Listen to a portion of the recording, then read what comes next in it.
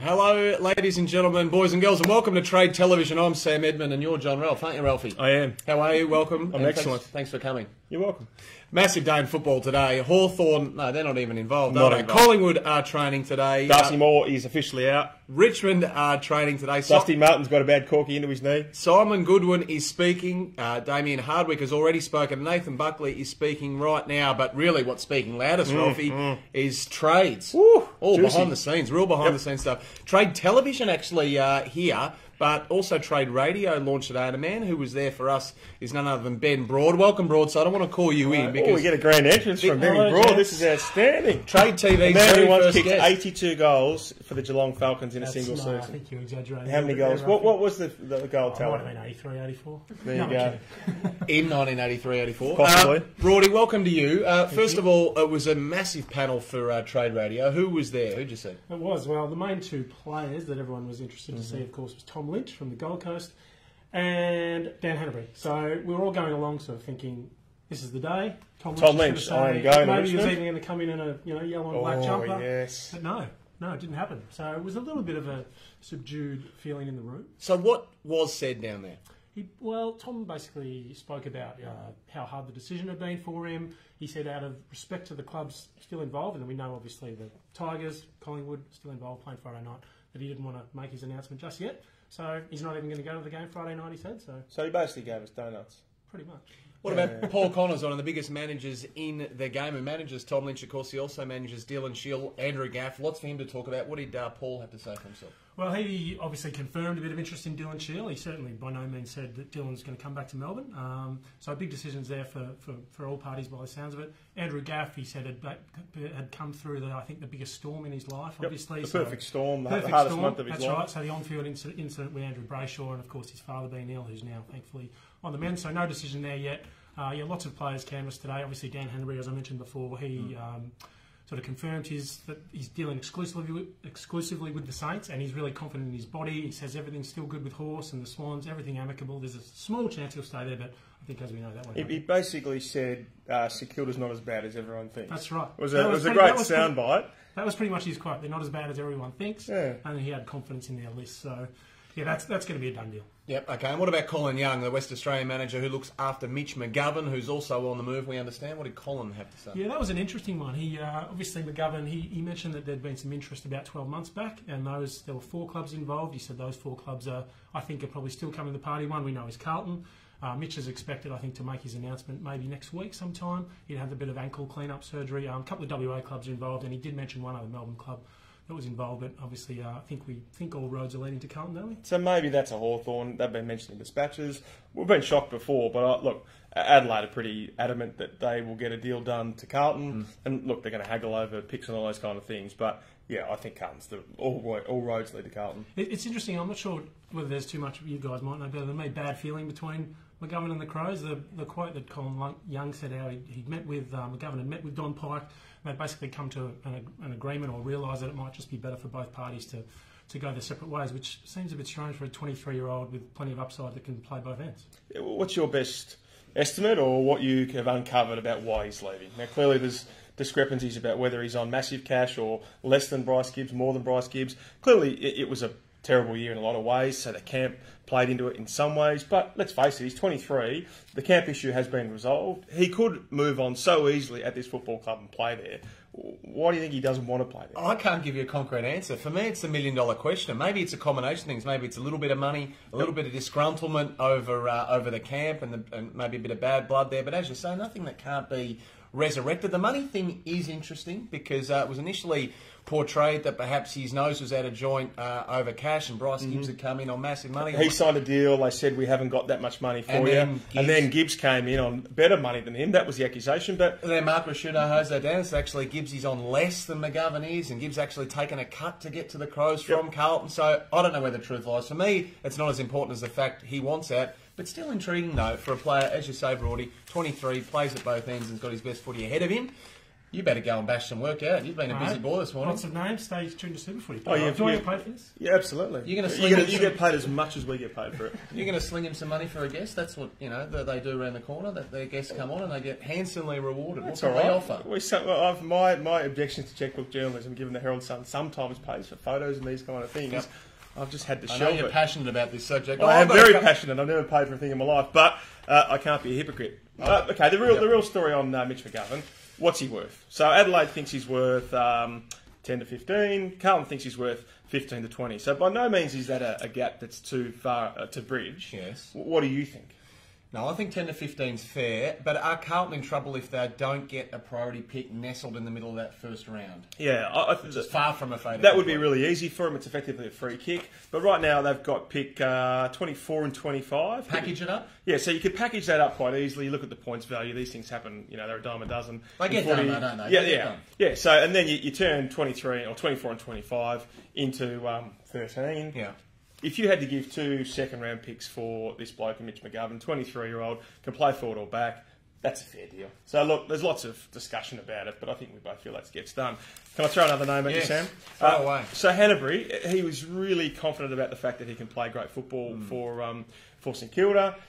I suppose the only concerning thing for me, and I've thought it's a good deal, not that money, but it's a good deal to try and get a player like that in. He said, the last 8 weeks of the season, I was running as well as I ever have. My GPS showed that I was off the charts.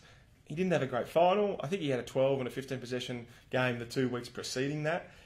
If he'd said, you know what, this is why I'll get better, you'd say, okay. But if he was saying I'm running at the best I've ever run, that, for me, I thought, well, he still wasn't playing great football in that stage. Well, I can tell you how he can get better. As a matter of fact, he's got one of the biggest alibis in football, and that's pretty much a non-existent pre-season. The bloke had hardly any base behind him. Did you listen to what I just said? He said by the end of the season, I was running as well as I ever had. No, but you've got to have the base. You've got to have a pre-season behind you, John. It's cliche, but we've seen it so many times before. It doesn't matter how old or young you are. You've just got to get that base in you. So if he comes here to Moorabbin, he gets 3, 4, 5 solid months behind him. And he'd certainly be motivated. Coming to a new club just pushes a few buttons for mine. He'd be up and about. If he gets a bit of luck, I reckon he can recapture his best form. I'm pretty bullish on him, to be honest. And, as I say, I think it's the right deal, especially if you only have to give up a second rounder for him. It's clearly way too much money. Him at 5 years at $800,000. But the one thing St Kilda has got is heaps of cash. And so if you're effectively paying a couple $100,000 overs for him, so be it. Now, the nitty-gritty, the juicy stuff, Sam. You wrote a story 6 weeks ago saying that Tom Lynch was filthy, disgusted, upset. Oh, you've put a bit of mail. My words, not yours. About Nathan Buckley basically admitting on Footy Classified that he had met with him. Nathan, he was caustic in his criticism of you. Why do you think Sam's writing that story? So today Tom Lynch talked about, the frustration with that interview. It's not a game changer. As he said, I'll make my decision. It's clearly not about that. Do you feel vindicated, Sam Edmund? No, I never thought I needed to be vindicated. I was so confident on that one right from the off that was true. And you don't enjoy writing these stories a lot of the time because you know the other half of the party, in this case Collingwood and Bucks, are going to be pretty livid. It's a hiding nothing, isn't it? Yeah. You don't win many friends out of it, but I always knew it was true. And as you say, it was never going to be an absolute deal breaker. The facts were stated that he was nose was a little bit out of joint, that Buckley's slip of the tongue had probably taken away, I guess, his timings really, hadn't it? It forced him to speak to the club and to do things. Fast-tracked what he had to do. Before maybe he was otherwise ready. So that was the frustration. $1.70 at your Herald Sun today. Yeah. So many good stories, but also the Trades Unplugged. Gee, we spent some time on the phone yesterday. Yeah, we did. We hit pay dirt. We got some good stuff out of it. So, Dylan Shiel. We have declared that Melbourne clubs are adamant he will come back to Melbourne. Paul Connor said today, look, it might take a couple of weeks. He's 50-50. He could stay there, loves the culture, but, there are still a lot of Melbourne clubs that are interested. I think we both feel he's coming back to Melbourne. Yeah, absolutely. I think if you're a betting man, he's absolutely gone. He's been making noises to those closest to him for a long time, actually, for the last few months. How do you countenance what? So basically, he's been saying, where am I going, what's happening? He's been, I guess the word you'd want to use is anxious to find out what his next step will be. I think he wants to come back. And these management said to him, just shut this down, go and win your flag. That didn't happen. Concentrate on your football. Yeah. Do what you got to do at GWS. Now that that's done, I think we're going to see an absolute feeding frenzy, if we haven't already, for Dylan Shiel. Carlton have got the cash and the picks. Would you give up number one? Would you give up, as a Carlton fan, pick one for Dylan Shiel? Why don't you give up a future first round? No. Keep one for Walsh. No, you got to give up. GWS. Well, I can't do that. Now. Why not? Well, why can't I do that? Because this is you don't change the conversation. You said, would I give up pick one? I said, would you yes, give up the next overall? Next year's pick one. That won't get it done. Would you give up this year's pick one? What are you, a politician? Just changing the discussion? Yes. I never answer a question with a question. Geez, I don't know, John. That's a hard question. No, yes, for the benefit of your question. It's called TV. It's not called sitting on the fence. But I really like Walsh as well. So I think in an ideal world, you somehow find a way to do both, obviously. Whether that can be done is probably pie in the sky sort of stuff. But as you said, what complicates it is the fact that he probably won't want to go to a club like Carlton and St Kilda if you think you've done the years of playing at GWS. You're in the primary career, you want to win a premiership. Maybe someone like Hawthorn, but can Hawthorn satisfy GWS? It's going to be harder. What have they got, pick 14 right now? And that will come back, obviously, with compensation and what have you. It's so hard for Carlton. It's the impossible decision. Do you go and take the 15-year kid in terms of 15 years playing at your club, or do you take Dylan Shiel because you know the coach is saying, go and get me some superstars. But they've got to get better quickly, don't they? I think they're aware of that, Carlton. They've got to get better quick. And if he says, I'm desperate to get to your club, the $6 million you pay me over 5 years is handy, get me there, you've almost got to give up your first round pick. So let's say they get McGovern, they get Shiel, I mean, they get a bit of depth, maybe Luke Dunstan comes across as well. It does make them a better side, doesn't Stephen May, you said today that Collingwood players have been told May is coming. That is definitive. There is no wiggle room there. Wiggle room. I got that. I didn't say that who they'd been told by, though, did they? Whom? No. So give us your best estimate on what. No, tell us what's happening there. No, Stephen May, massive interest from Collingwood. Huge interest. The Collingwood players, all the talk in the locker room is that May will get to their footy club. You're going to ask me how that's going to happen, and I'm going to tell you I don't have the foggiest, given what you'd already reported that the Gold Coast are going to hold clubs over a barrel. Mind you, they've said all this before, have they not? They've made some big grandiose statements in the past. Jago O'Meara was never going to go, etc., etc. But surely, if Stephen May wants out of that football club, as we're led to believe, a trade will happen. These things, as we said before, have a history of getting done. Darcy Moore, his manager, Len Pickering, said it's very close to getting done, a new contract. To get a read on this one. Yeah, and yet Nathan Buckley said today, well, he's not ready yet, whether that's the medical department or himself. So that's 7 weeks on from the latest hamstring strain. I'm not saying he's playing himself out of that football club, because they could get a deal done tomorrow and you go, oh, well, Liam was right.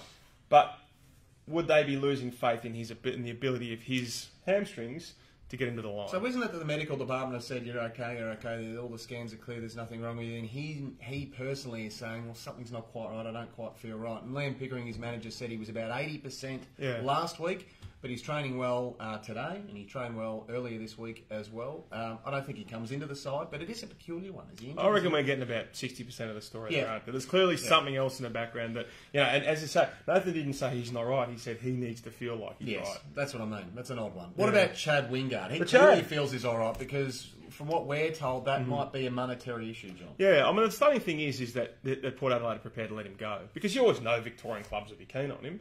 But as we've written today in Trades Unplugged, that Port Adelaide have basically said, your form has been average. So he was 8th in the best and fairest 2 years ago, missed top 10 last year. Probably miss it again. So, that's not great numbers. So what have they said? You're kidding yourself, we're not paying you what you want. No, they've said, okay, if you think you're worth a certain amount, you go out and assess the market. Yeah. And if you come back and the money's not there, then we might work through a deal. Of course, he's contracted for next year, free agent next year. And when you say money, you're talking 7 figures, aren't you? Yeah, I think that, the speculation is that he's looking for between $800,000 and $1 million a year over 5 years.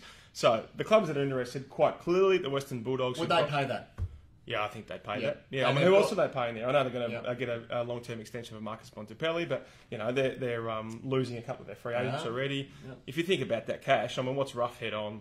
350. Dalhouse is probably on 450. Redpath retired. Yeah, so there you go. There's $1 million straight away. Yeah. So, and they've got the wherewithal too. At the moment, they've got pick 6. Yep. He's got a very good mate there in Jackson Trengo. Yep. Mind you, he's got a pretty good mate at Hawthorn in Jarman Impey. Yes. And you could really see him at Hawthorn for mine. He would slot in there perfectly. Cyril out, Wingard in, big shoes to fill, mind you. Yep. But geez, it just has a nice symmetry about it. Hawthorn make good players out of these sort of players, don't they? Yep. That are seen to be a little bit inconsistent. The talent's there. They make them knuckle down, do the basics, conform to the Clarko methodology, and they become very good players. So there is a chance that he stays at Port Adelaide if the money is not there at Victorian clubs. Yeah. But I think both of us would feel like there is a Victorian club out there who'll say, we know his form's not that great, but the upside is enormous. I would think he's an extremely good chance to be playing in Victoria next year. Distant odds to play at Port Adelaide. And can happen. So Brad Hurley's texting here saying Chad going nowhere. Well, that is possible. He could stay, but it's looking increasingly unlikely. Question here from Alan Kellett, Ralphie. What about Menzel now? Dan Menzel, we did speak about him yesterday. He's in Trades Unplugged. St Kilda have pulled the pin, we hear.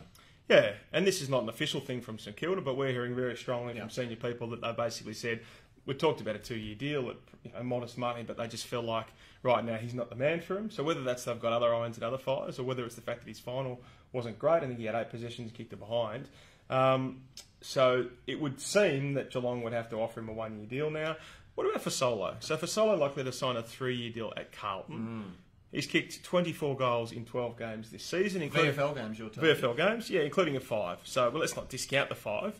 But in the other games, he's averaged sort of a goal and a half. I mean, again, as a Carlton fan, what are your thoughts on 3 years for him? How are you going to go in that Carlton forward line that gets at the moment about 35 entries a game? Daisy comes off the back flank, he kicks a 70-metre torpedo. Fasolo, kick him up, take him up, kick a goal. I'd love to be proven wrong. To me, Alex Fasolo is the perfect cherry on the top, the cream on the sundae. He'd be a very good player in a very good side. What's he going to be like in a forward line that has to, at the moment anyway, scrap and scrounge and fight for every little thing, for not many entries, certainly not many quality entries. So it'd be an interesting investment from Carlton. You certainly wouldn't, for mine, overpay for someone like Alex Fasolo. So is he 3 years on 350 grand a year, and then there's a bit of a bonus there for top 10 best and fairest. So, you know, you're getting paid the average wage, but they give him extra years to allow him to cross from Collingwood. Is that about right? I think you got to offer the 3 to get him out of the door, for sure. Give him that security. Yep, I wouldn't have a problem with that. As you raised that, can him and Matty Wright play in the same forward line? Well, Matty Wright's having a wait at the moment, and so, look,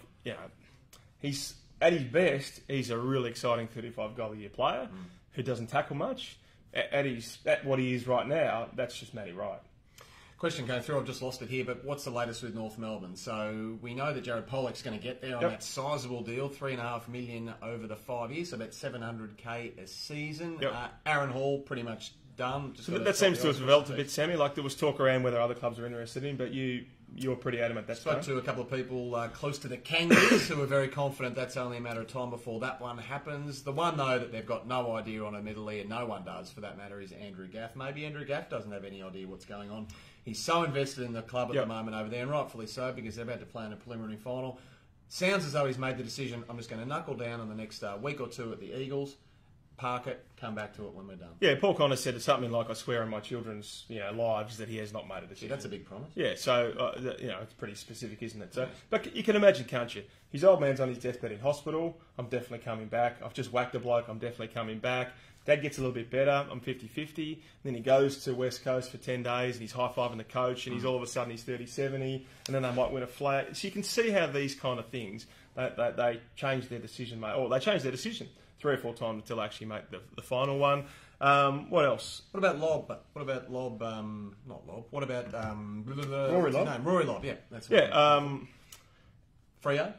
Well, Freo's interested. West Coast's interested because if West Coast lose Scott Lycett, as we believe to be the case, then, we need a ruckman, and he's perfect. He's on something like $700,000 a year. So GWS have clearly got some cap space, some cap room, if they want to back end some deals. So you've got Lobb, you get rid of him at $700,000. You've got Shiel, you get rid of him at, what would he be on, $800,000? Or you just say, we need to win a flag, and we will push some deals back. We all know front back ending.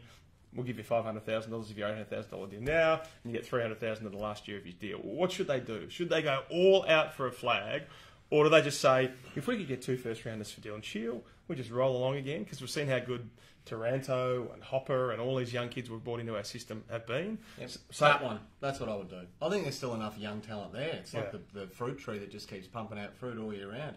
I think there's enough depth underneath Dylan Shiel coming up that maybe a lot of them we don't even know about yet. Yeah, and so maybe he's their 5th best midfielder, and I still contest that. He's All-Australian last year, which was outstanding. But Lobb, he's not as good a player as Shiel. You need to keep Lobb, not at all costs. Well, Lobb's a forward, being asked to play ruck. Yeah, but so I think you've got to take that into account as well. Yeah, but my point is, though, if you haven't got him, you've got Dorsey Simpson, who we love. So it's almost a bigger priority to keep Rory Lobb than Dylan Shiel. even though Shiel's a better player, just because of the positional needs. A few texts coming in asking about Essendon now. Shiel's one that you'd have to... I haven't made any calls around it. They'd have to be interested in Dylan Shiel, given they've been linked to Luke Parker. That was snuffed out pretty quick. We know they need more midfield quality, inside and outside. He would be perfect in there, and at the moment Essendon got pick 8. Yep. It probably takes pick 8 and a second round of next year or a first round of next year. You know, if you're Essendon, you back yourself in. You go, we're going to finish top 4, so we might be giving away pick 16. So is Shiel worth pick 8 and pick 16? Yes. Absolutely. I think that's spot on. Yeah, I suppose the other one is Chad Wingard. Do they want players like him? Not to say he's been specifically linked with them, but... where's that from? No, I'm just saying, they've always said we want an inside midfielder.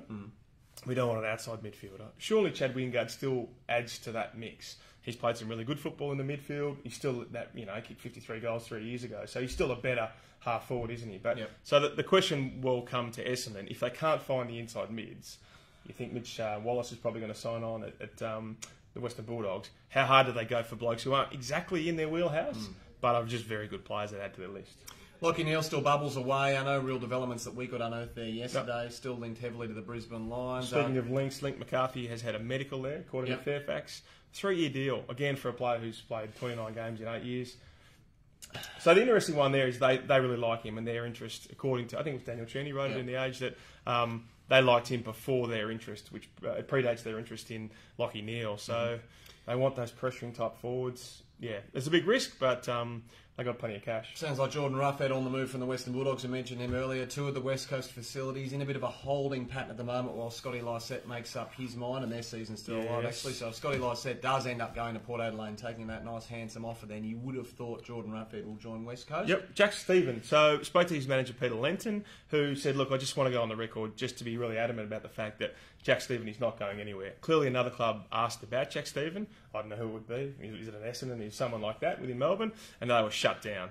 He asked the coach, are we in rebuild mode? I like this. And the coach said, no, we are not. You'd imagine at that stage he said, mate, we're going to get Dan Hannebery. And so we thought, okay, that's a bit more midfield cover. Haven't these exit interviews changed over the years? I reckon they would have been fiercely one-way, coach to player. Now the players actually coming in saying, well, what are you going to give me? Convince me whether I should stay at your club. I can imagine why Jack Stevens like that. Isn't it interesting, though, that we keep saying these players, they want to go to clubs in the premiership mode. Dan Hannebery basically said, I want the security of 5 years, and we might not play final for the next couple of years, but I like the Hunter Clarks of the world. Well, Hunter Clark's 5 years away from being an elite player. So for all the players out there who only want to win a flag, there are other players who want a bit of security, they want a lot of cash, and we can't begrudge them that, can we? Before we finish up, you're a fierce Richmond supporter and a very cocky one at that. Anthony Miles, let's talk about the fringe players at your footy club. So Anthony Miles, done deal to the Gold Coast Suns, that will happen. What about some of the other ones? What about Sammy Lloyd? What's happening there? I think the Dogs are a little bit keen on him, but so he's still... Someone said to me he'd be more than happy to stay at the club next year. Not on massive coin, he just loves them.